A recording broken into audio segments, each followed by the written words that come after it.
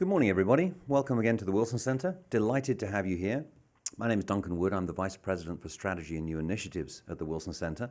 And we're absolutely delighted to be hosting this event with our friends from the Transatlantic Climate Bridge. We'd like to thank Adelphi, E3G, and of course the Center for American Progress for their partnership on today's event, and thank them very much for being here with us today. The Wilson Center, through our Environmental Change and Security Program, is delighted to be a member of the Transatlantic Climate Bridge, or TCB, a consortium of climate and energy think tanks, consultancies, and NGOs working to inform climate policy making between Germany, the United States, and Canada. Last July, the Wilson Center hosted a conversation with experts from Latin America, North America, and Europe on the opportunities and challenges posed by the increasing demand for critical minerals. In the years since, those challenges and opportunities have only been further magnified. In particular, the passage of the Inflation Reduction Act here in the United States has helped set into motion the development of a more diverse, more secure, and more sustainable supply chain for the minerals needed to power our clean energy future. I'd like to take a brief moment to comment on the extent of the Wilson Center's work on critical minerals and energy transition. There are a number of programs who have co-sponsored the event here from within the Wilson Center. Our WABA Institute on Strategic Competition, of course, Environmental Change and Security Program, the Latin American Program, the Mexico Institute, the Canada Institute, and the Global Europe Program are all co-sponsoring the event. And I'd like to mention that our Polar Institute also is very, very active in the critical minerals space, and we'll be having a major conference on critical minerals in the Arctic in July, so please look out for news on that. And we expect that other of our regional programs will begin to work on critical minerals in the months to come. All of this to say that I think that no other think tank in Washington, D.C. now has the breadth and depth of our work on the importance of critical minerals in the international relations of the United States and in how they really do impact upon the geopolitics today. And that leads me to one last announcement, which is that in the fall of this year, the Wilson Center will be launching a new series of dialogues on the geopolitics of the energy transition, drawing on the expertise and the depth of knowledge that we have here within the Wilson in terms of Wilson Center in terms of regional studies, and we'll be focusing those events and those publications on some of the most important issues, including questions of carbon pricing, of energy efficiency, of the future of nuclear power, as well as, of course, the classic issues of emissions reduction and, of course, of renewable energy. It now gives me enormous pleasure to be able to introduce to you John Podesta.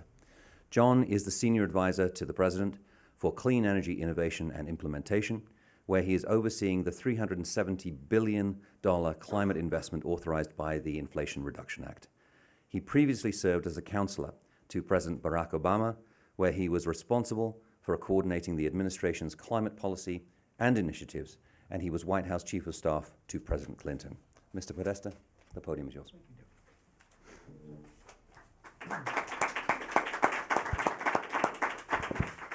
Thanks so much, Duncan. And I want to thank the Wilson Center and the Transatlantic Climate Bridge, E3G, Adelphi, and my former colleagues at the Center for American Progress for inviting me to speak today. It's great to be here with all of you. Of course, the United States and Europe have worked together through many challenges over many decades. And today we face three simultaneous challenges that reinforce the need for close partnership between our two continents. The first is the climate crisis. For those visiting DC, we apologize for the air quality. The intense Canadian forest fires whose smoke is reaching down into the southern United States, down into Alabama, is just one more manifestation that climate change is disruptive, and it's disrupting our world right now in dramatic ways. The future is predictable and frightening, and we need to do something about that.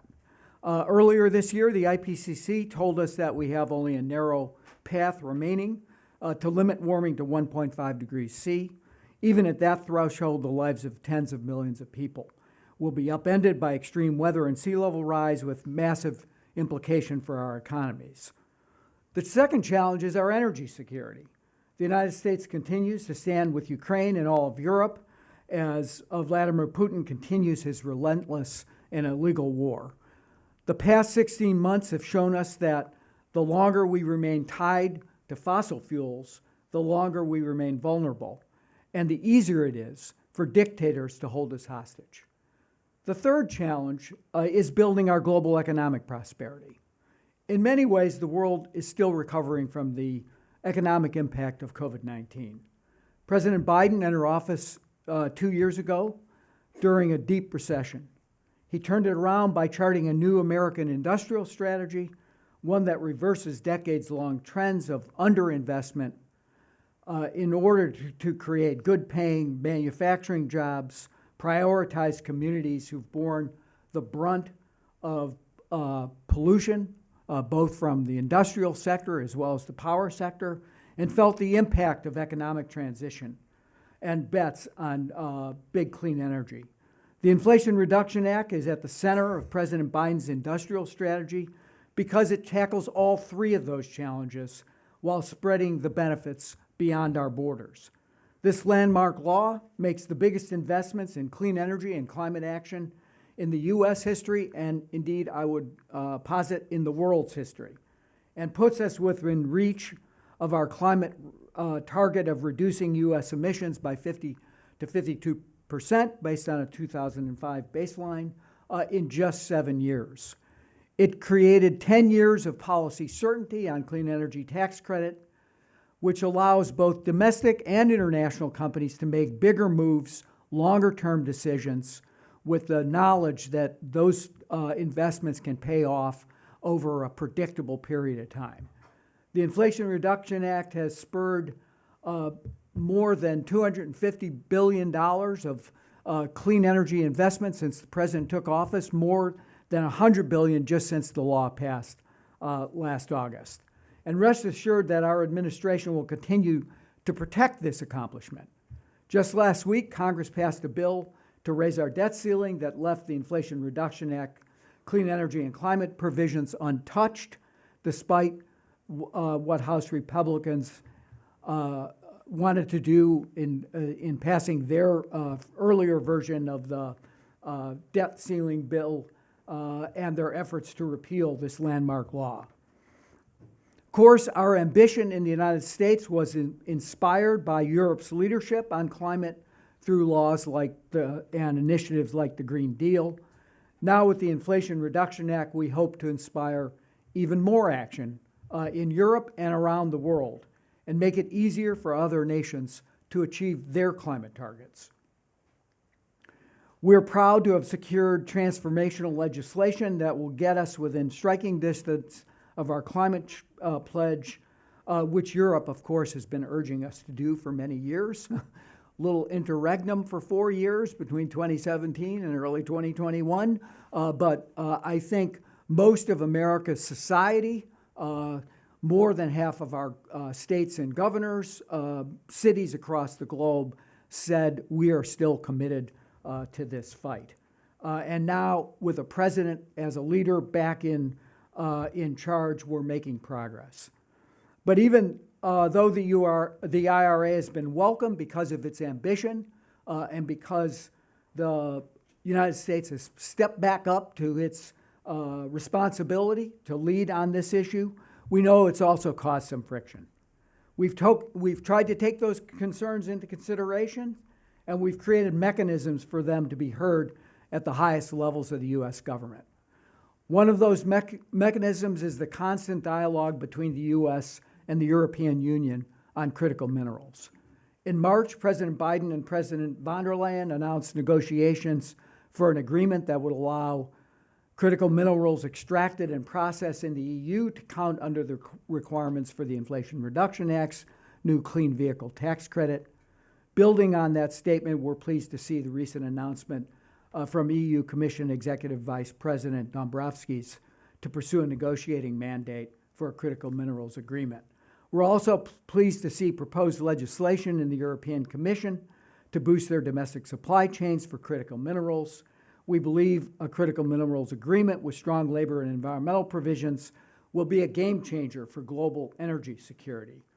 Today, the President's meeting with Prime Minister Sunak to make a U.S.-UK partnership possible in this regard as well. Because as we build a clean energy economy, we have to be careful not to repeat, and we have to stay in dialogue so we don't repeat the same mistakes of the fossil fuel economy. And frankly, we've got a lot of work to do. Right now, China dominates the supply chain for key energy technologies. If you just look at batteries, China outcompetes us at every step of the supply chain. They're extracting more than 75% of the world's graphite. They're processing a majority of the lithium, cobalt, and graphite supplies. And they completely dwarf the US and Europe on the production of batteries and their components. For the security of all our nations and for our collective economic potential, we've got to reduce that reliance on China, to use the phrase of my national security colleagues at the White House. We need to de-risk in this space. It's why we're working to onshore more of the supply chains for clean energy. In fact, today is a 2-year anniversary of the creation of our Supply Chain Disruptions Task Force. That group from across our government examined vulnerabilities in the supply chains for key technologies like batteries and made over 70 recommendations to booster those industries. But we know we can't meet 100% of our demand in the U.S. with American industry and American mining alone. So we need to partner with each other, with other nations who share our democratic values, to build secure, sustainable, reliable global supply chains for clean energy and clean energy technology. It won't just benefit our collective security, it will benefit our economic security as well. By the end of the decade, the global market for clean technologies will surpass $23 trillion. That means new industries, new jobs, and new opportunities for every country that is part of that global push. Here in the United States, we're building a clean energy economy that's government-enabled, but private sector-led. We've created the enabling environment through the Inflation Reduction Act, but it's private sector capital that's being deployed all across and in every corner of our country. And now that that's happening, we're creating jobs, putting steel in the ground, and lifting communities up. We know that this transition is irreversible, no matter where the political winds may blow. The same story is playing out across Europe, one of progress, prosperity, and pragmatism in the face of multiple challenges. For hundreds of years, the stories of the US and Europe have been deeply intertwined. So let's write this next chapter of our history together, one where we overcome the climate crisis, grow secure global supply chains for clean energy, give the communities who've been left behind a new chance to grow and to prosper. Thank you, and Duncan, I look forward to our discussion.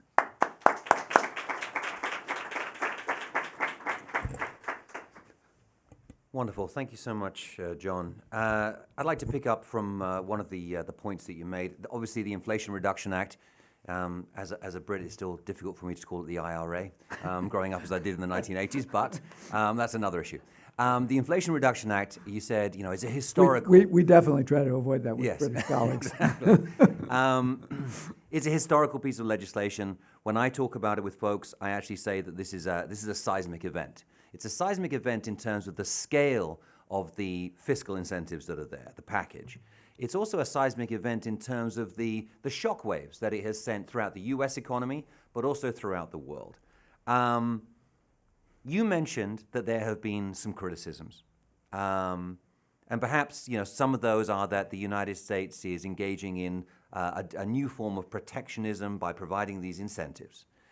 We've certainly seen that the initial reaction to the Inflation Reduction Act from countries like Japan, Korea, the European Union, many others, was, how could the Americans go ahead and do this, without talking to us first? And, then there was a moment of realization, okay, well, it's happened, so we need to start talking with the Americans about this. I wonder if you could take a second to talk about what's happening on that level, the ongoing negotiations and conversations with partner countries, and also, perhaps to remind folks how the Inflation Reduction Act stands to benefit not just the United States economy, but how there is built in a process that will benefit the rest of the world. Great. Well, let me take that on directly. I would say it wasn't that they weren't talked to is maybe they didn't believe we would actually get it done. And I think there were a lot of people in the United States who probably began to doubt that it was possible as well. This was a piece of legislation that was kind of like the perils of Pauline. It had, it kept dying at the end of every congressional work period, and then finally we struck a deal and secured the last vote, Senator Joe Manchin of West Virginia, to pass the legislation that contained this investment environment that I described. The bulk of the work is being done in the form of tax benefits to private sector deployment of capital, production tax credits, investment tax credits, et cetera. There's also a significant amount of grant money to try to spur innovation in the clean tech sector that's being deployed by the Department of Energy, the Environmental Protection Agency, Department of Commerce, and others.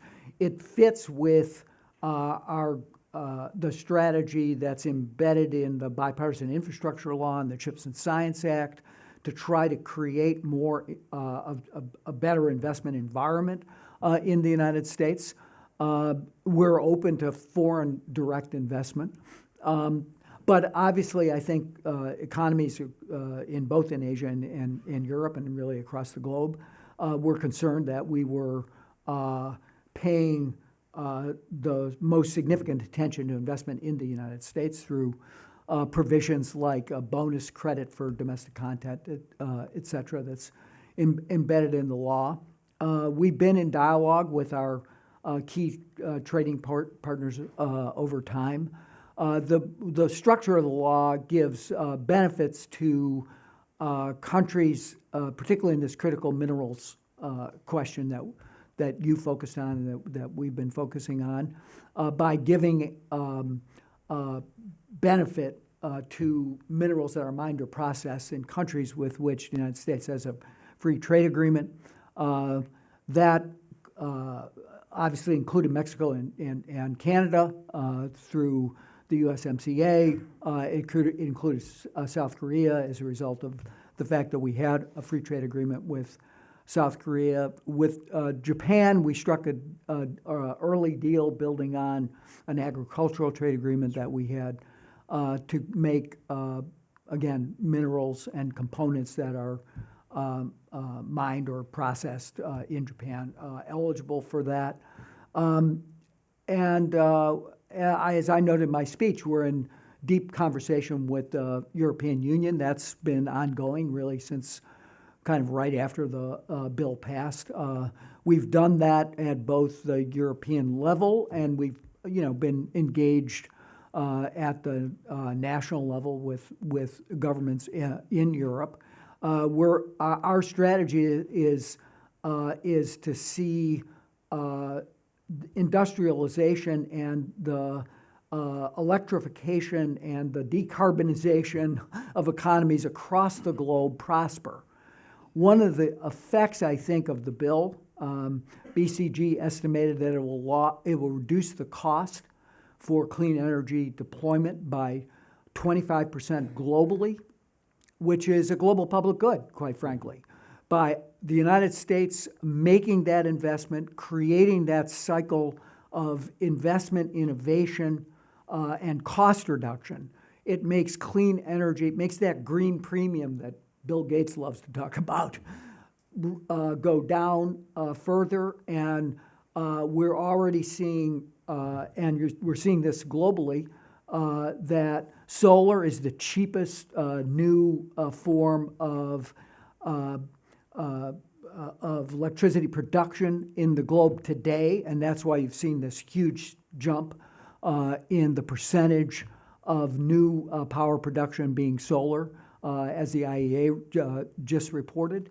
And I think we're even going further. We're going further across a range of technologies that are going to be necessary in a new decarbonize, and particularly as we get towards mid-century and try to hit net zero targets. We're going to need the kind of investment that we're doing here on green hydrogen, on direct air capture, on the ability to support carbon capture and sequestration and utilization, And so the structure of the bill will spur investment here. And quite frankly, the president makes no apologies for using U.S. tax dollars to support investment in the United States, and has encouraged his partners and allies to do the same thing. And we're seeing a reaction to that, both in Europe, as I noted, but across the globe, in Canada and in other countries who are saying, we want to be part of this future. We need to adjust our investment strategies, our sustainable development strategies in order to meet that goal. It's not the only thing we need to do. I mean, we still have a huge finance challenge, particularly in the developing economies, for developing economies, one that we need to step up to and meet. And that'll be a topic of, I think, focus and conversation at the upcoming COP. This is not just a matter of developing the best technology. You got to be able to finance the deployment, and the United States has a deep responsibility to make sure it's doing its part. I think that the president's nomination, I think is the right word, of Ajay Banga, I think was a step in the right direction. I think we need the World Bank to be a leader, not a laggard, in this effort. But that goal really needs to be is to unlock private capital to flow into those markets. That's a huge challenge, but one that the United States has an obligation to participate in as we invest here, drive our emissions down, and drive the cost of clean energy down. So, you touched on a number of the points that I want to bring up next, and focusing on the question of partnerships. I'll try to be briefer. No. You've provided the perfect segue. In terms of the partnership between the United States and the European Union and other international allies, of course, how do we sort of bring the different development financing programs, the different strategies on securing critical minerals, the different strategies on the processing and refining of those. How do we bring that all together into a package which is really compelling for developing countries, emerging markets in particular, where there is an abundance of both mineral riches, but also investment opportunities and the need for that kind of financing? And how do we put that together in a way which is compelling in contrast to what China is doing? Well, I think, first of all, we need to show up. Yeah. I think there was literally a decade in which China was scouring the globe. And the reason, as I noted, they control those investments in that supply was they were there making investments. And I think it wasn't for lack of knowledge. I think it was for maybe the lack of the long-term strategy that began to see what that dependence would feel like in sort of a decade hence. I think now, particularly both in Europe and in North America and in Asia, there's a sense that this is an intolerable reliance. It's not like China's not going to be part of the global economy. They're leaders in electric vehicles, et cetera, et cetera. But we need to, we can't be, and again, the Ukraine war taught us a lesson of what overdependence on a single country that in the end of the day was unreliable could mean, given the shock to the system that Europe experienced with the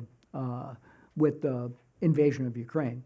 And so what we need to do is to reduce that dependency by trying to find partnerships. It's to some extent, it's a difficult task. I think because both in Europe and the U.S., we want to see, and it's critical that we ensure that we pay attention to labor protection, to human rights violations, et cetera, and particularly in these mining sectors. transparency and abuse of workers is a kind of constant challenge.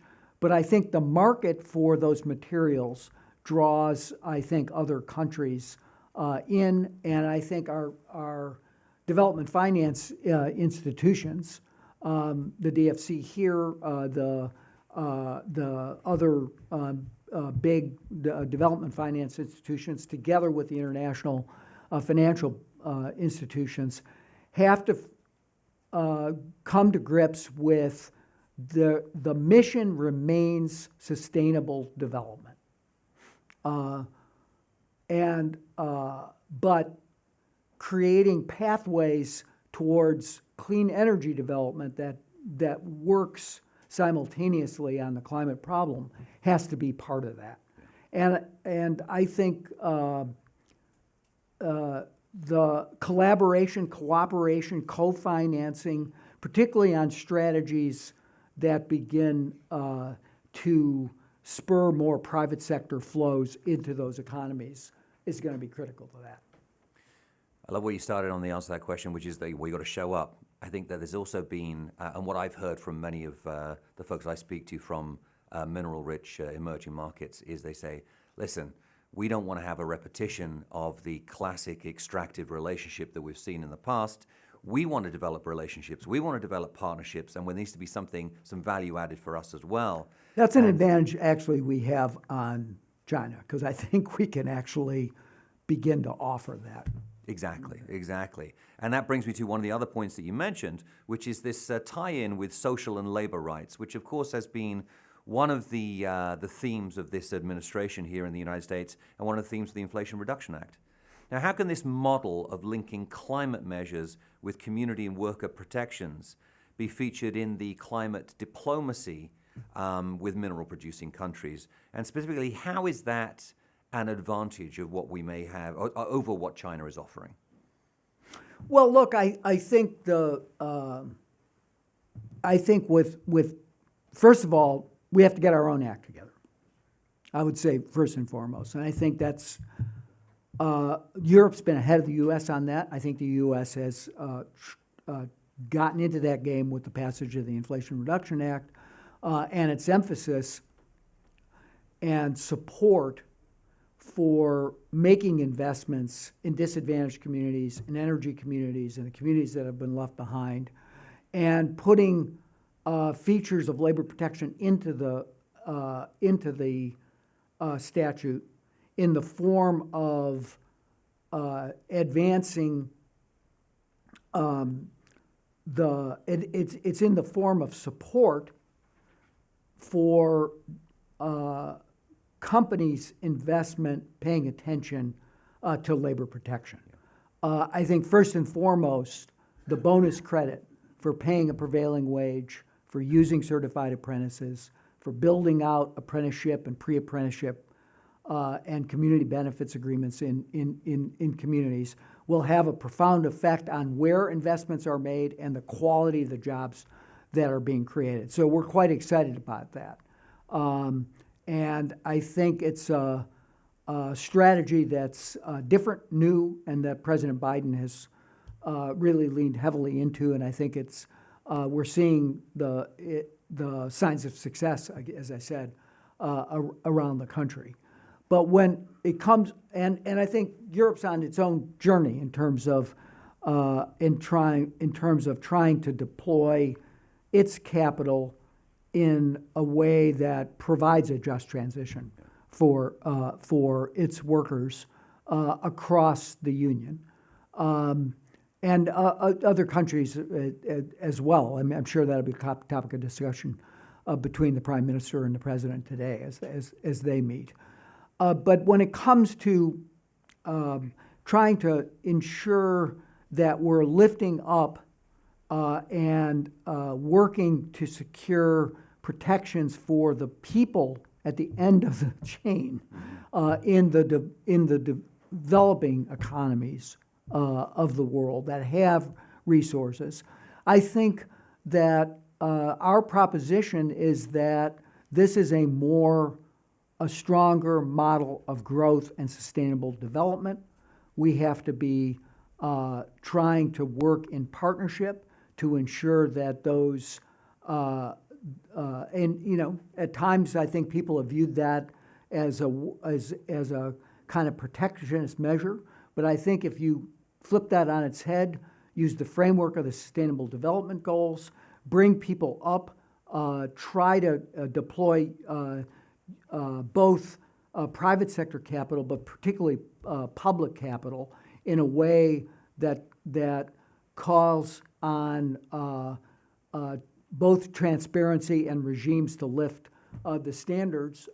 There's a proposition that the markets of Europe and the U.S., Canada, Australia, et cetera, are open to products from those countries, and I think that's a competitive advantage that we have in terms of a development model that's going to be attractive in many, many places.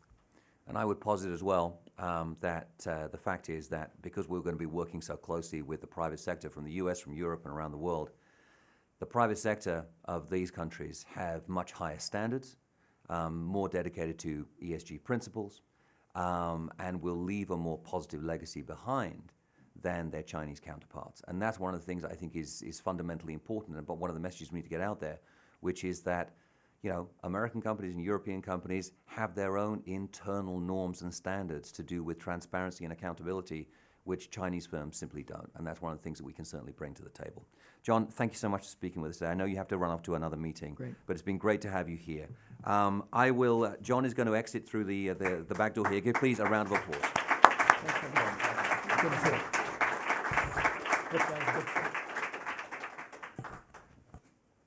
Now, as we make a transition to our next speaker, John is leaving. Thank you. Everybody has stayed in their place. So often we see a mad dash for the door. We're delighted that you haven't. But before we get to our panel discussion, I want to introduce Mary Helmich to the podium to provide some brief scene-setting remarks on the window of opportunity for transatlantic cooperation on critical minerals.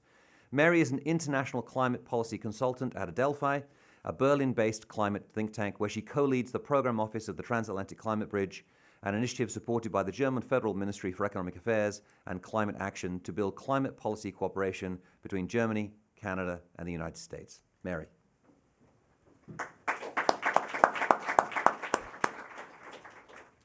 Thank you, Duncan, for the introduction. Even though he's not here, thank you again to Mr. Podesta for taking the time out of a moderately busy schedule to join us. I especially liked his remarks that the U.S. has been inspired by the EU's leadership on climate, that we in turn tried to inspire back with the Inflation Reduction Act.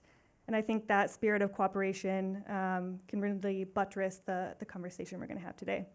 So I'd like to kick off our next discussion with setting the scene for why this moment in time is especially a strong window of opportunity for the transatlantic space to collaborate on climate policy generally and critical minerals specifically, which I hope my colleagues joining me in person and virtually will elaborate more on later. So the US and EU are currently strategically positioned to build up strong, secure, and safe critical mineral supply chains that stand to benefit both their own domestic green transitions and those around the world, and especially in mineral-rich countries.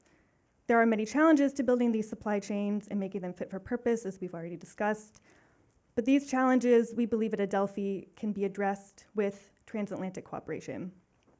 And here's what we know. The US is 100% import dependent for 12 minerals and over 50% for an additional 31. Similarly, the EU relies almost entirely on the import of CRMs and does not have significant mining, processing, and recycling capacity back home. Indeed, the goal of the Critical Raw Materials Act is to boost EU extraction to 10%, processing to 40%, and recycling to 15% by 2030, leaving a significant gap to be filled. This tells us that partnerships are inevitable and great, and the international market for CRMs will continue to be extremely important. However, as we've already addressed, this market needs some changes. And no single country will be able to change the international market for these minerals to meet its domestic climate goals. And countries know this. As part of the CRM Act, the EU wants to form a CRM club to bring together consumer and producer countries, and the US-led Mineral Security Partnership aims to do the same. Both sides are also in conversation, as we've heard from Mr. Podesta, about striking a deal through the EU-US Critical Minerals Agreement that could lead to the EU qualifying for IRA funding, similarly to what the US did with Japan. But going beyond IRA modifications, these EU and US structures can be aligned and built off of each other. Aligning these approaches stands to not only benefit transatlantic economies and green transitions, but also the economies and green transitions of mineral-rich countries. So without coordinating, the US and EU markets could split over their different approaches and lead to fragmented decarbonization efforts in other countries. As such, an international partnership on critical minerals will gain the most traction if it is compatible with both US and EU-focused industrial policies, as well as the development goals of low to middle income countries and those rich in minerals that will be producing a significant share of future emissions. So the impact of the two of the world's largest economies and sources of geopolitical influence coming together and sending a unified approach in this area would be greater than the sum of its parts. It would provide clear market signals on climate targets that could reduce uncertainty and de-risk investments more so than if each side did so separately. Such a partnership could also establish dialogue processes between producers and consumers to see that needs beyond only the business case are being met in producing countries and that supply chain bottlenecks are avoided for non-producing countries. As we've talked about already, we know that China is leading this space currently, and that to date, the EU and US have had a significantly smaller presence in producer countries than China. We also know that projects under the Belt and Road Initiative, as we've mentioned, have a history of lacking in transparency and overall benefits for the hosting country. Together, the EU and US can create a model for CRM partnerships that can counter the Chinese model to create one that is mutually beneficial for producers and consumers, employing local workers and ensuring that parts of the CRM supply chain that generate the most value stay in countries where CRMs are mined. The transatlantic model could also use the robust environmental, labor, and social standards in Europe and North America and champion these standards in mining and processing operations. Or as Mr. Podesta said, we need to show up. I'll wrap up by saying that the EU and US are poised to seize the opportunity to harmonize their industrial policies and should do so for the following 4 reasons. First, to achieve their own domestic economic and climate political goals. Second, to lead the world, not just be a part of it, in achieving international climate targets. Third, to benefit mineral-rich countries through localized value creation and high ESG standards. And fourth, to reduce China's dominance in the CRM space and rein in China's influence in producer countries. Thank you for your time, and I look forward to hearing what my colleagues have to say about this. Thank you, Mary. I think you've set it up perfectly for our panel discussion. I'd like to invite Ben and Claire to come to the stage right now, and we have Ruben, of course, online. Ruben, you're still there? Yes, you are. Look at that. Wonderful. And I hope you were able to hear Mr. Podesta's comments as well as Mary's comments just now. I'll give a very brief introduction to our panelists, beginning with the gentleman directly to my left, Ben Gadan, who is the director of the Wilson Center's Latin American program and of its Argentina project, and of course has been working for a number of years on what we call the Lithium Triangle Initiative here at the Wilson Center, focusing on the importance of lithium to a number of the economies of the Southern Cone. Secondly, we have Claire Healy, a senior associate at E3G, where she works on international cooperation, the energy transition, and financial diplomacy. Welcome, Claire. Glad to have you with us. And Ruben, over on the screen there, who works for the European Commission on trade and investment relations with the US, with a strong focus on the Inflation Reduction Act and its implications for the European Union. And let me begin, Ruben, with you, if I can.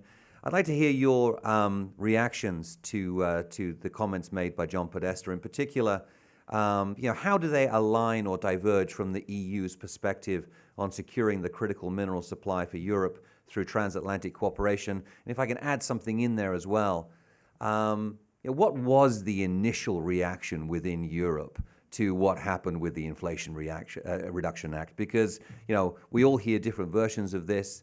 The U.S. perspective is, we were quite clear and transparent about what we were trying to achieve. And Mr. Podesta, of course, said, maybe they thought we just weren't ever going to do it. And maybe that's understandable. But let's hear your take on that. Thank you. And Good morning to you over there in the US. Indeed, it was a very interesting talk so far, especially from John Podesta. I enjoyed it quite a lot because I think there are a lot of similarities in thinking that he pointed out and that we can fully subscribe to. We have global challenges, the global climate crisis, energy security, which is, I would also say, a global challenge. And we need to build a global green, or we call it not clean, but net zero economy and prosperity. And we need to do that together. And this is certainly something we can completely, describe to and prescribe to. And that ties now a bit into your question. The reaction what we had in the EU is to whom you ask and to whom you asked at the time the IRA passed, and you're still asking. Overall, I think the EU is fully supportive of the climate goals of the IRA. If you would excuse me for a second, I need to, in German we say I have a frog in my throat, which is not the saying you, I think I've been in English, I'm sorry for that. So we share what he said on the climate perspective and the stepping up of the US. And you see in the EU, this was clearly applauded by everyone working on climate change, but also applauded by other parts, because this was a really necessary step of the US. On the other hand, what you then see is, and that's the side where I'm coming from, people also looking from it from a different perspective, because the IRA does not only contain these goals on climate and energy security, but it also contains industrial policy goals where protectionism is weaved in. And this is creating a problem. So I found the speech of Mr. Podesta very interesting and very inspiring in some directions. But in particular, I took out where it was said we need to reduce reliance on China. We need to de-risk. This is, I think, something that you can fully describe to. But then it continued and said, we need to do that by the US onshoring supply chains. And that is where we diverge. We would say we need friendshoring. We need to de-risk by ensuring supply chains that are not risky, that are trustworthy, that are reliable and resilient. And excuse me again. What we therefore try to do so far with the US is find ways how to make the IRA work in a way that we can harvest the benefit of the EU-US trade and investment relationship that we have. It is the largest in the world. We are both each other's most important trade and investment partner. We can build on that. We need to build on that to make it work, but we can only do so if we do not close up our markets on each other. And that is another theme I think I saw or heard, which where it was argued that this is something where we are ahead of China. And I fully agree to that. However, with a little notion that in the IRA, as Mr. Podesta pointed out, there are localization requirements. So in the end, you're closing out of the market. And then it's my question is, and also the questions we European have is, because we're seeing the same also for the producing countries for which have the critical mineral deposits, what offers can we make them? And if the offer is, well, we need your deposits, but we're closing out of our markets, that might not be the right answer. So this is basically, so I'm describing the problem we are seeing here. We are trying to overcome that in our transatlantic relations, for example, with the critical minerals agreement. We are trying to work on other aspects. Mr. Podesta mentioned that the Clean Energy Incentives Dialogue, which we now started as part of the Trade and Technology Council. We have the Transatlantic Initiative on Sustainable Trade, where we want to look into issues, solar supply chains, other issues. And this is something where we're working on, but the fundamental problem, what it brings to, and what your question was, is the initial reaction in the EU. Yes, very good, the IRA, we really like it, but, and the but is very important. And that is what we are trying to fix right now. Thank you. Thank you, Ruben. Don't worry about the frog in your throat. With the air quality here in Washington, many of us have amphibians living somewhere in our bodies. So, Claire, I'd like you to react to some of the things that Ruben has just said there about the relationship, but if you could adopt sort of a more of a forward-looking perspective on this. Where do you see the transatlantic relationship right now as I said with Mr. Podesta, there was this moment of kind of shock and how could this happen without the necessary negotiations first before taking place beforehand, and then this kind of negotiation. Where are we, and where do you see the potential is for pulling that forward? And where is the ideal forum for those discussions to take place? Is it the G7? Is it the COP? Okay, so well, first of all, thank you for having me, and thank you for hosting this conversation. Before I look forward, I just want to look back very quickly, because I think it's worth looking. 10 years ago, we were talking about EU and US negotiating their new transatlantic investment partnership, right? And it was still very much it sort of felt very different when we look back then. Very different zeitgeist, very traditional tit for tat, trade access, retaliatory measures. That was very much the frame only 10 years ago. So before we look forward, I think it's worth, the trade rules, the trade system clearly needs updating, right? We're facing very complex, very different challenges, not least the critical minerals cooperation piece, but AI and obviously climate, right?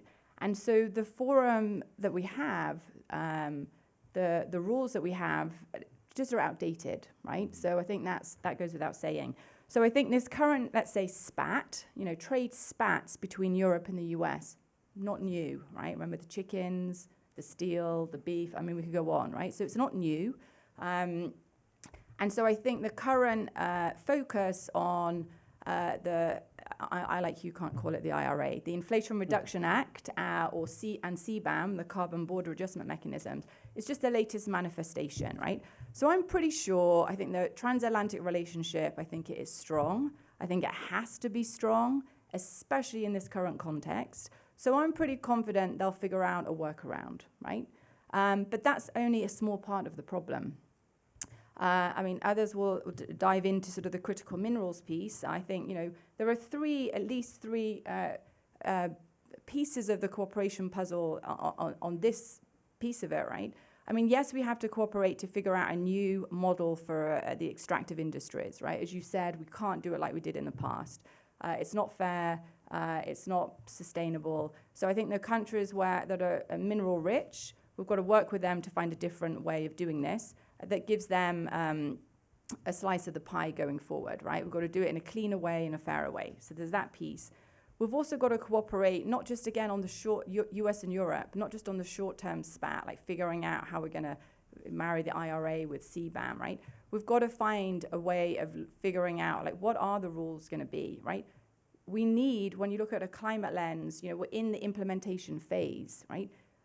And that's a good thing, right? And we're moving beyond just power sector. We're talking about industrial decarbonization and transport and agriculture and chemical, other sectors. And that's a good thing. We need that. We need that to happen very fast. So it is inevitable there are going to be more trade conversations, trade disputes. So where is the space, to come back to your question, where Europe and the US, and not just Europe and the US, has to be with other partners, figure out these new rules, right? Or at least if they're going to have subsidies, and again, different economies will use different tools in order to implement their targets and do their decarbonization. That's the way it is. But where's the space where they figure out what's fair?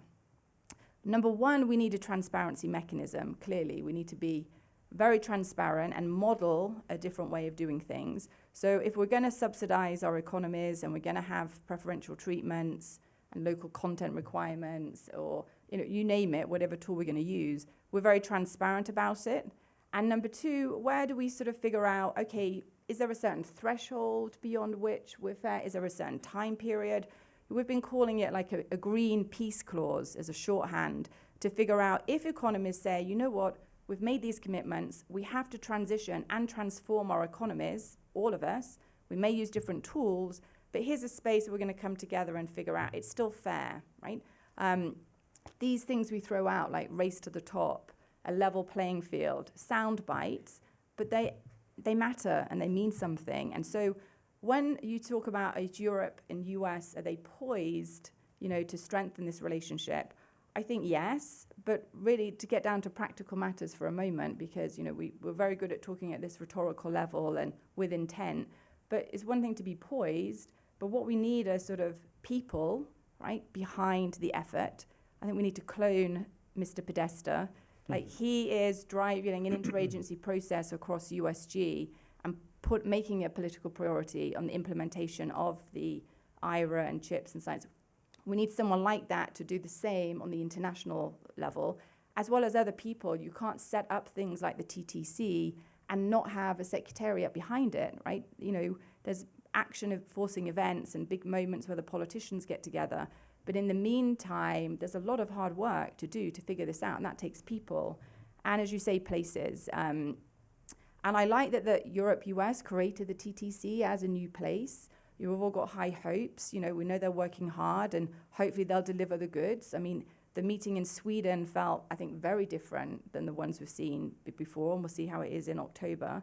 But other spaces, it is complex, because the G7, I personally think this conversation has to be bigger than the G7, but the G20 is not a functional space right now. So I think we're lacking a space where like-minded countries can come together and figure out these new rules.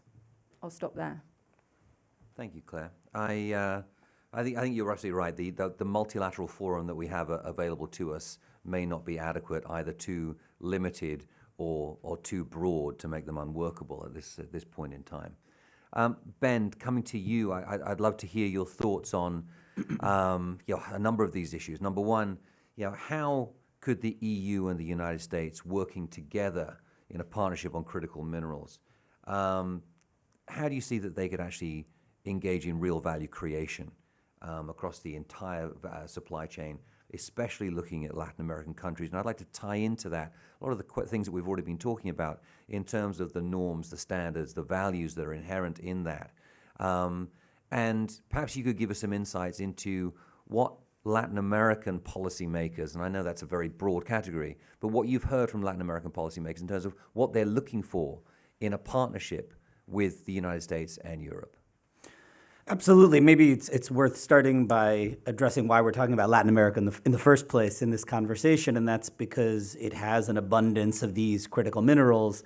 The Andes mountain range and the salt flats in places like Argentina and Chile and Bolivia hold vast amounts of copper, lithium, and other minerals needed for the energy transition. It gives that region a really strategic role in the global energy transition, and I would argue that's quite fortunate for the United States and Europe.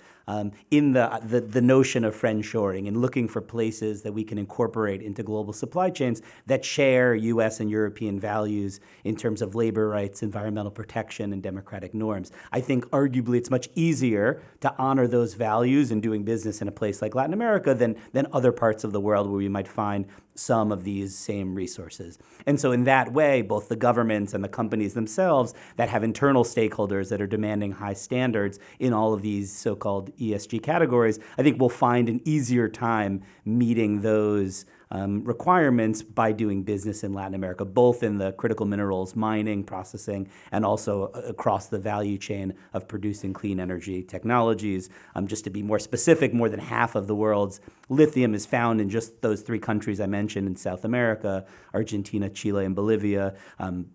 Chile and Peru are the world's two biggest copper producers, and many of these minerals are found elsewhere in South America and in Latin America. The other advantages, briefly, are that there's a great history of minerals production in this region, not always a glorious history when it comes to some of our values, but certainly governments that are interested in playing a role in the global energy transition, both for the economic benefits it could bring to the region, and I'll get to the industrial policy in Latin America in a moment, but also because of, I think, genuine commitments in Latin America to the energy transition globally. And those are not ideological or partisan issues virtually anywhere in the Americas. And I think so that increases the commitments in the region to being a part of this conversation and a part of these solutions. And I would say that it's a particularly nice moment for the EU and the United States to think about jointly taking advantage of the opportunities I've just laid out. The Spanish presidency of the EU in the second half of this year will naturally bring more attention to the Americas. It's long been a priority for the Spanish government. And so you could imagine this being a moment where the EU and the United States would think more broadly about how to cooperate in the Americas. And I think this would be a strategic area for the EU and the United States to do so, which is to say, to think about incorporating Latin American countries in these clean energy supply chains. I would say, though, that there's sort of a series of challenges that could be best dealt with jointly as well by the United States and Europe. One of them I'll start with is where you ended your question, which is the industrial policy within Latin America. And here I think the diplomacy of the United States and Europe has been ineffective. So there are other disadvantages. John Podesta and others have mentioned China's first mover advantage, but maybe as arguably as long as a decade in some of these areas. Structural advantages China might have given its ability to mobilize state capital and to direct investment from state-owned enterprises and sort of quasi-private sector enterprises. This is all true, but I think there's one area where the United States and Europe could easily, indeed overnight, change their approach in ways that would be more competitive, and that's by acknowledging the interests of these countries in doing more than supplying the raw materials, or in some cases processing some of these minerals.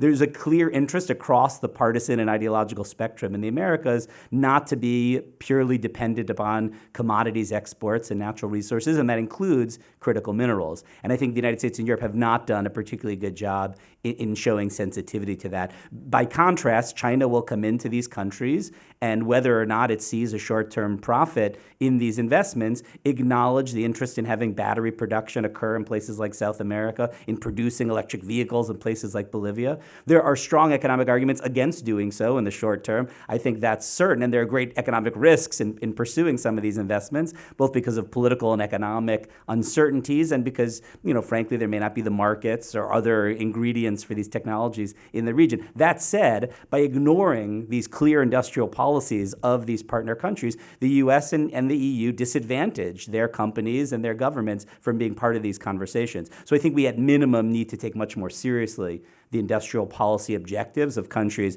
that hold these minerals. I think there's other advantages we have. I've only listed the disadvantages. We do have, as I said, a better values alignment with these countries, great histories in engaging. We have an acknowledgement by the EU and the United States that this is a place where we need to be more present. The German Chancellor, for example, just in January visited Brazil and Argentina and Chile, and there was great conversation about critical minerals. But I would say that without much more ambitious action, a much better series of coordinated strategies, and an acknowledgement of what these countries are trying to get out of the global energy transition, we will never catch up to China and meaningfully take advantage of the resources available in the Western Hemisphere. Thank you, Ben. I'd like to go back to Ruben now, and Ruben, hear your responses to what Ben has just said, and to get your insights into how the European Union is thinking about reaching out to mineral-rich countries, and whether it's doing that on its own, or it really does consider that the Mineral Security Partnership offers a path forward for countries to coordinate their approaches to emerging markets where a lot of these critical minerals are found. Yes, thank you very much, and quite enjoyed the comments of Claire and Benjamin. I think both the US and the EU have understood that we are reliant and will continue to be reliant on many countries, what we call the global South, Western Hemisphere, Latin America. We have different approaches. You mentioned the Mineral Security Partnership. The EU is now thinking about critical mineral clubs. It's still formats in the making. So there is no clear outline what that exactly could mean, but I think this can only happen in a dialogue with the partner countries. What you can see is both these initiatives are open to other participants, so it's not just EU with others, or Mineral Security Partnership, just the US with others. It's also including US and well, United Kingdom, Norway, other countries that are of interest and have an interest in here. And I think this is the right approach. And it ties a bit into what Claire said before, and also you, Duncan, I think reflected on, is that we need a forum, an initiative to discuss these issues. Now, coming from trade and DG Trade and the Commission, I would say, well, actually, we do have it. It's unfortunately not functional right now and not as good functioning as it should be. It is the World Trade Organization. It has solved these conflicts on agriculture, fishery, other things, and it has been doing so for decades. There have always been bumps in the road, and we have quite a big bump right now, but that is actually the global institution to figure these things out. What is the level playing field? What is the fair treatment? And that, I think, is also at the bottom of this question, what can we offer the other countries? Yes, we should not see them only as our mines, as our deposits, right? So we need to engage with them and then find what we call the negotiated settlement, a fair deal that everyone can subscribe to. Now, there are problems with that right now for some particular reasons. One of the reasons is it's great power competition. Let's call it what it is right now, what we can see between the US and China. There are other problems. We are investing a lot in having discussions with the US, but also with other partners to overcome these, especially with the US. And for example, in Japan, we have a trilateral dialogue that also touched upon these questions of how we should do these things. One approach is, for example, that is also behind the Trade and Technology Council is, right, we can't do it this big. Let's start with a little like germ cell. Let's start with something transatlantic. And if we can find approaches, we can open them up further. So this is all the thinking in there. We have not completely finished this process. As I said, we are just in the beginning. On what links to it is what the EU is doing on this Critical Raw Materials Act. We are trying to boost our own production. However, it is clear. I mean, if you see the aim in there, it's 10% of sufficiency. So 90% of imports we will still have in the best case, I think. So it is all clear to us, and it's all clear that we need to find this attractive models to overcome what China is offering. However, I wouldn't be necessarily as gloomy as Ben has been, that it's very hard to overcome China, because what we have been seeing is what they did in the past. You look at the Belt and Road. I think, at least with the countries we've been in contact with in the global south, they learned quite a bit what happened to, for example, Sri Lanka. So it is not as convincing that's necessarily what China is bringing forward, but for sure we need to come with better proposals. Thank you, Ruben. And picking up on that, the better proposals there, Claire, we have two different schemes. Here we have the Inflation Reduction Act. The European Union, of course, has its Green Deal industrial plan. Policy. In how do we bring those two things together? I mean, some people described it in the past as being, well, listen, for years the European Union just engaged in sticks, and all of a sudden, by looking at the Inflation Reduction Act, they learned that there were carrots that could be offered as well. That's part of it. You also mentioned earlier on the CBAM, and that's something which I think is, has huge potential for disruption, but also has huge potential for aligning policies. Could you talk about those three things, how they come together as we look forward, and how we actually make those three things a force for partnership as opposed for dividing? So the three things being the CBAM, the GDIP, and the Inflation Reduction Act. Oh, okay, right. Does everyone understand all these acronyms? So I think, and we have been engaged in inordinate, I would say, conversations about this very question, right? And there's others like the GASA, the General Agreement on Sustainable Steel, whatever that stands for.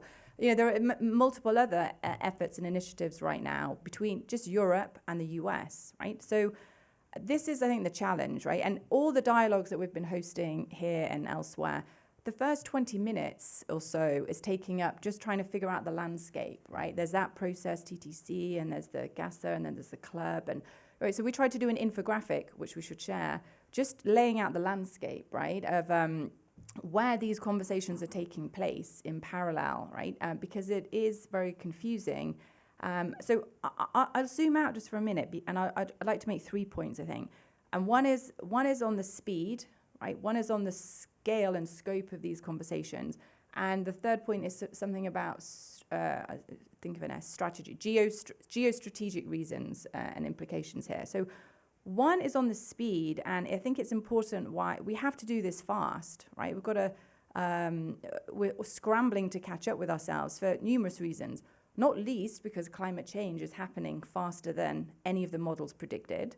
You mentioned the air quality today. I mean, my daughter's sports day got cancelled, and she's like, why? I'm like, there's wildfires. She was like, why are there so many wildfires all of a sudden, right? I mean, there's no island. It's affecting all our lives. And every day there's a front page story depicting how fast it's happening, right? So it's climate. But also realpolitik, there are elections, right, here and in Europe, right? So whatever Europe and US can do in this current configuration has to happen in the next 6-12 months max.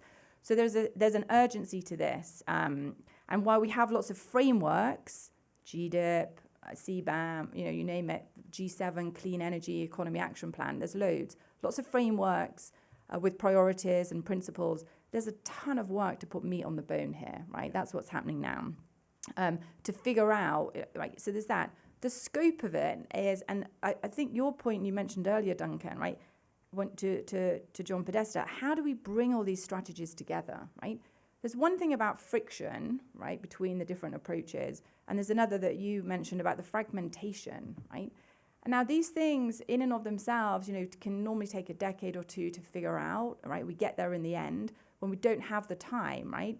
The friction and fragmentation slows down the transition when we need to speed it up, right?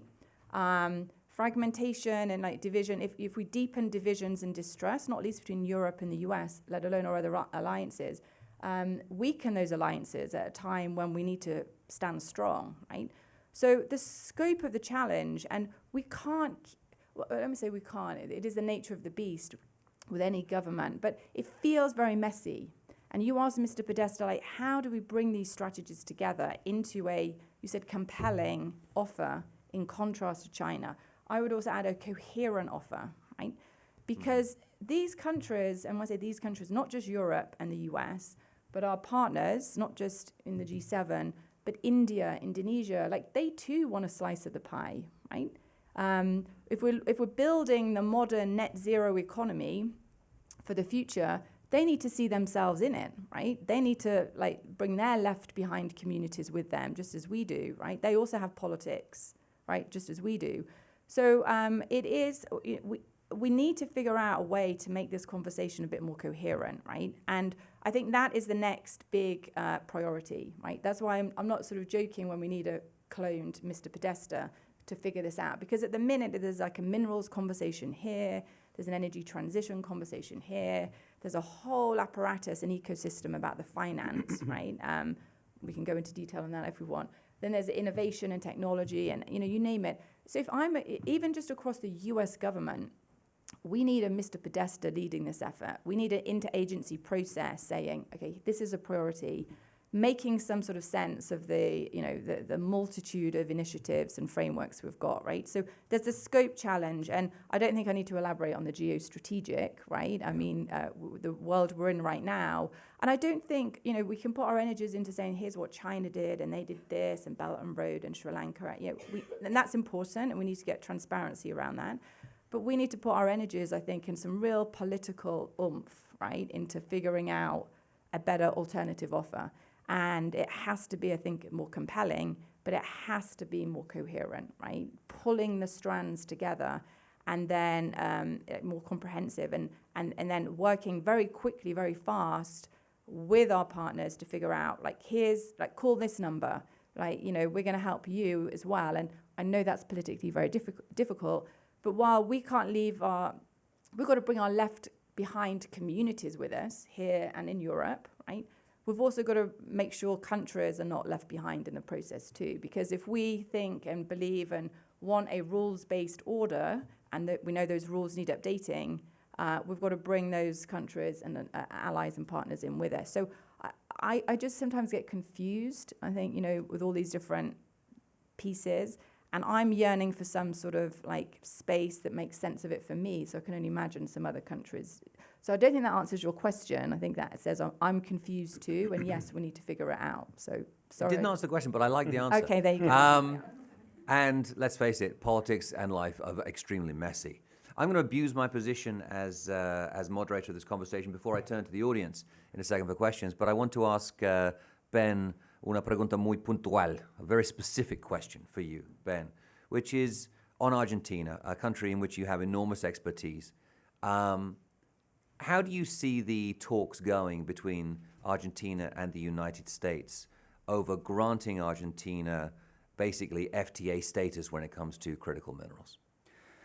I mean, I think the U.S. administration and Congress have a lot of internal divisions over how much to accommodate countries that don't hold free trade agreements with the United States, how much of the Inflation Reduction Act is really industrial policy designed to onshore a lot of these services, even mining, and how much of it is truly designed to expedite the global energy transition. And I think the lack of consensus in the U.S. Congress and in the administration is reflected in conversations like those taking place between the United States and Argentina.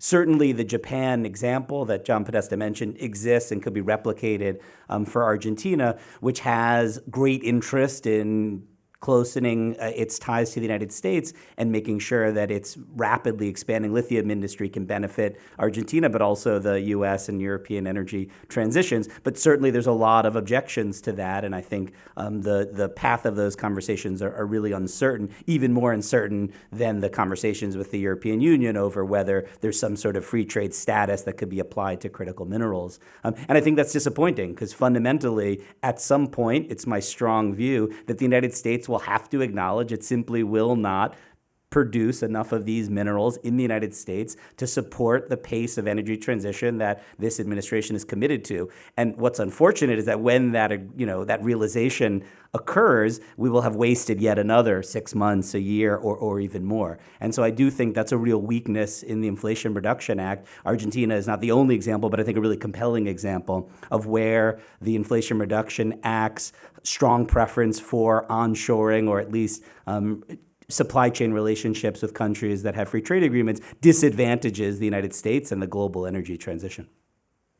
Thank you. And in the few conversations I've had with Argentine government representatives, I mean, there's a real enthusiasm for being able to come to a deal with the United States.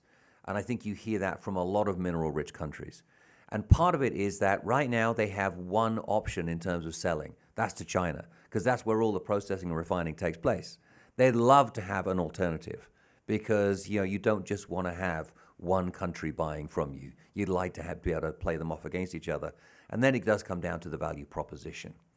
So I'd love to take some questions from the audience. When you ask your question, please identify who you are. You don't have to tell us your star sign or necessarily the country that you were born in, but please give us a little biographical detail so we know who's asking the question. Question at the back there, please. Yes, microphone will be coming to you. And if your question is directed towards a specific participant, please tell us that as well. Thank you. My question is for anyone who cares to answer it. My name is Christina Calicott. I'm a Science and Technology Policy Fellow with the AAAS, working at USAID right now. And I'm wondering, we hear a lot about today international cooperation, countries in Latin America, Africa, Asia. There's countries or nations that we're not talking about, and those are the indigenous nations. I know they play highly in what you're talking about, but we're not necessarily talking about having them at the table yet. How can we get them to the table? And from your point of view, do you see a space for them to actually have a voice in these processes and to be able to veto these processes if that may be the case? What do you see for their role in this process? Thank you. It's a really important question. It's one that we'll be addressing. I'm moderating a panel tomorrow at the Benchmark Minerals Conference on International Partnerships, and the question of dealing with First Nations, indigenous communities is going to come up there. And different countries have very different approaches to it. But let's see how our panelists would like to respond. Ben, Claire, Ruben?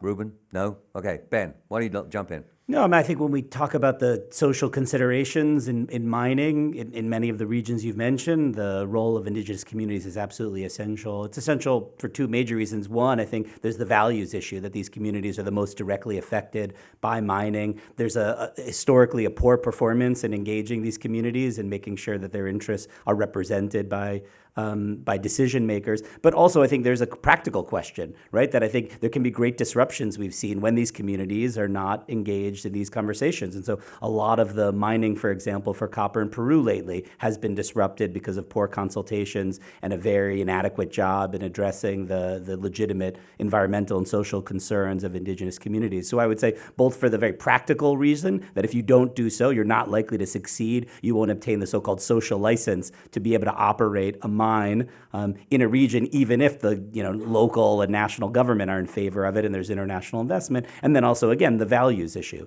which I think you're absolutely correct, goes beyond environmental considerations to thinking about the environmental and social impacts of the communities that are most directly affected. I would just add, obviously, that's very critical, right? And I think in certain spaces, I'm familiar with, I'm not familiar with all the spaces, there is a carved out dedicated track or effort, initiative to bring in the communities most affected, indigenous communities in this case. And I've seen that, and I've seen that evolve over the years, still not perhaps where it should be, but definitely on the right, in the right direction.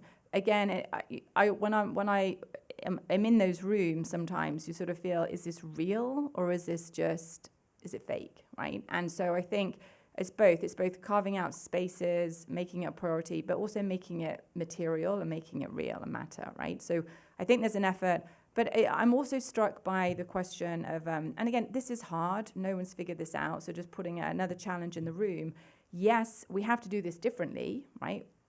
In this case, we're talking about extracting critical minerals with standards, but we also have to do it very fast. And there's a tension there, right? Also, and that's in the rollout of the Inflation Reduction Act here around permitting. Same thing within Europe.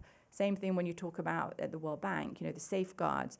And we as a climate community or a development community have to face up to that too, right? We want people to go fast. We need these things built. We need these minerals now to meet these targets. And to your point, when you look at the numbers, right, there is huge gaps, right? There's more than enough demand, right? And so we've really got to look into that. It can't just be domestic. And that's just on the critical mineral piece. When we're building things, energy centers, what have you, we need to look at the permitting processes as well, and also the safeguards. So again, we need to have a grown-up, honest conversation about that, because we can't do both.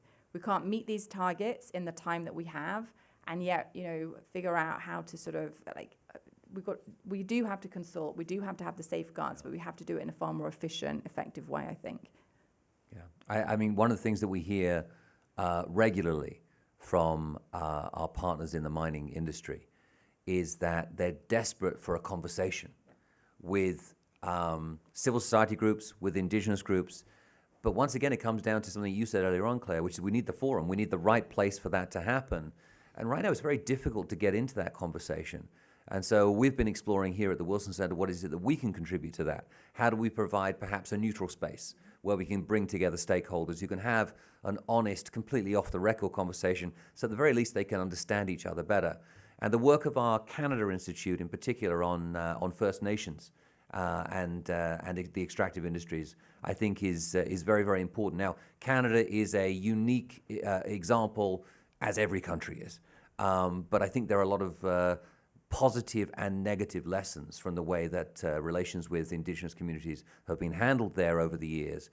But like you, Claire, I feel as though the Canadians, at least they have done the job of recognizing many of the things they did wrong in the past and trying to find a way forward, because there is an element of truth and reconciliation that needs to take place. In the same way that we need to have that moment of reconciliation between, former colonial relationships, and to recognize that it cannot be that going forward. And once again, I think it comes down to the fact that we actually do have to sit and listen and to understand what it is the other side want. Because if we tell them what they want, that's not going to work. And that's what we've done many, many times in the past. Another question from the audience. Yes, please. Hello, I'm Audrey Steenan from the Open Markets Institute. I'm running their industrial policy program. There's been a lot of discussion about the role of governments to raise their labor and environmental standards, other mining sectors, in order to qualify to enter the United States or Europe. To what extent are there any discussions about the responsibilities of American and European governments to monitor American and European companies who are working in countries where their governments cannot enforce the standards that we would like to see? And how could we be using our power and our influence to make sure that the companies that we are sending abroad are representing the values that we stand for. Thank you. I'd like to turn to Ruben there, if I can. Could you give us a perspective from the European Union on how that sort of supervision and regulation of European companies operating outside of the European Union, how does that actually take place? Thank you. This is a very tricky question because we come immediately to a question of sovereignty, of regulatory autonomy, and depending on the countries, we could even cry of colonialism. It is clearly a problem that companies or EU investments and so on end up somewhere that is not following European standards. And to ensure that we can control that as much as possible, and that also ties a bit into the question that was before, is, for example, in trade agreements, we really put a lot of effort on enshrining in them sustainability criteria, labor criteria, and so on, binding the other country to international conventions, commitments. International Labour Organization, for example, now we have as a requirement, you need to be part of the Paris Agreement. That is what we can do and what we try to do. Use our market power, use our economic power to bring others or convince others to do the right thing and follow these international agreements and internationally agreed standards. Then enforcement, it becomes really tricky because the question is, can we send, basically almost like policemen from the EU somewhere else in a different country to check? There are discussions in the EU ongoing on checking these supply chains, that there needs to be certificates and so on. This, however, is a very contested discussion because it exactly goes into that. And me as a European, I know we often cry, for example, when it comes to the US, how they are using, for example, the US dollar to impose sanctions that often are felt like extraterritorially.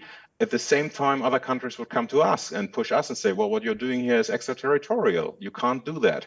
And so it's a very tricky balance that we need to find. And we might not get it always right, but we try. Thank you, Ruben.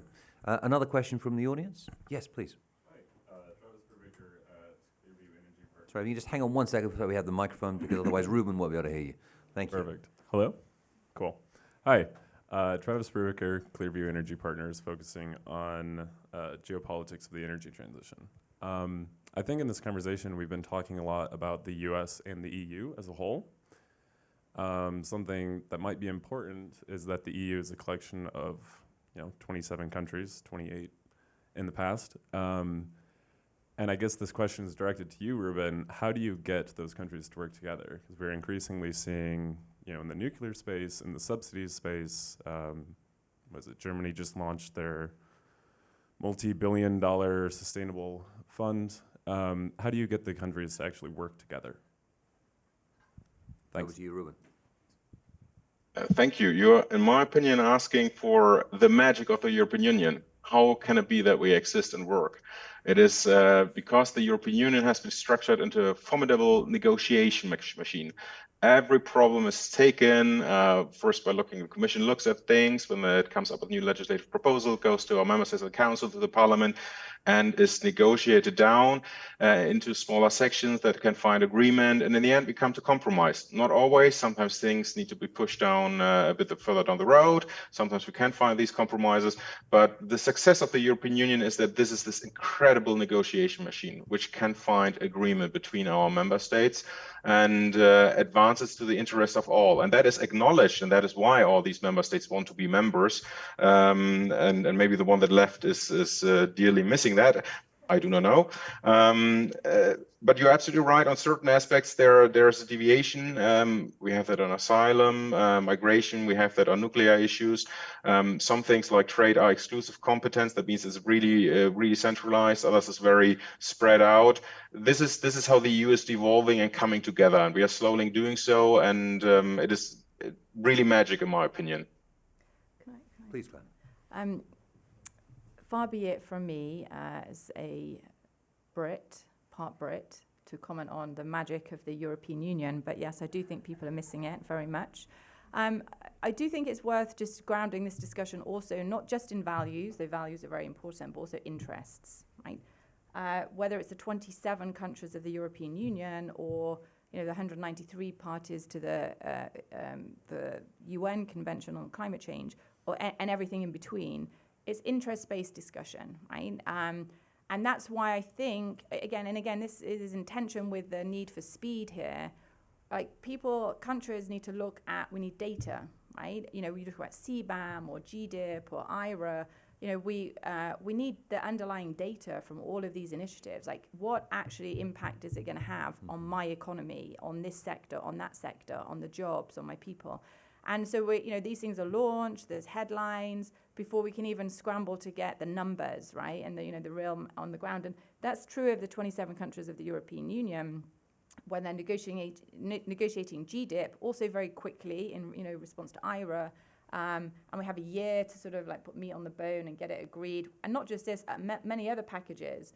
So I think it's an interest-based discussion. So we need numbers, we need data, so people can figure out what it means for their economies. And that then argues for doing things as packages, right? I know, again, it's very hard. We can focus on different sectors like steel or aluminium. But then when you look at, and if you look at just one or two sectors, then there are certain countries that come out ahead, right? If you have these threshold benchmarks. But then in other sectors, they may come out behind, and other countries may come out ahead, right?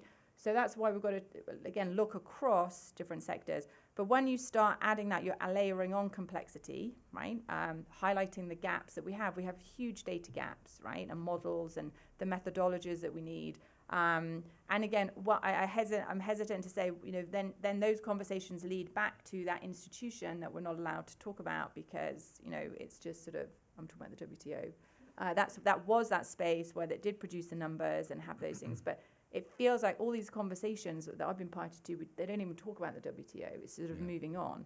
So I think that's the secret, how the 27 countries will decide. But that also opens up the need for financial and technical assistance, right? And whether that's within the 27 countries, right? And there will be a subsidy, finance part of the GDIP. But likewise, when we're talking to other countries, be it Argentina, be it India, whomever, if we're putting standards in and we're asking them to transition fast, then, we've got to recognize they will also have the expectation of, I would argue legitimately, just some more support, right, on the technical side and also on the financial side. So all of these issues are intermingled, right? And so, but I think that's key for getting support and buy-in, whether it's there, here, or wherever else. Thank you, Claire. I'd like to thank all of our panelists today, Ruben, Claire, Ben, and of course John Podesta, who was here earlier on. If you've enjoyed this conversation, you'd like to continue the discussions, you can join our colleagues here in heading over to the E3G offices for an event on state-level implementation of the IRA as part of the Transatlantic Climate Bridge Conference. Lunch is going to be included in case you need an incentive there, because incentives always are important. Also, tomorrow morning, we'll be having a carbon pricing event here at the Wilson Center, so please look out for that. Let me thank our partners, E3G, Adelphi, the Transatlantic Climate Bridge project in general, all of the programs here at the Wilson Center who participated, and a very special thanks to Lauren Hertzer and her team, who did such an extraordinary job of making all of this happen today. Thank you for being here, and please come back to the Wilson Center again soon. Thank you.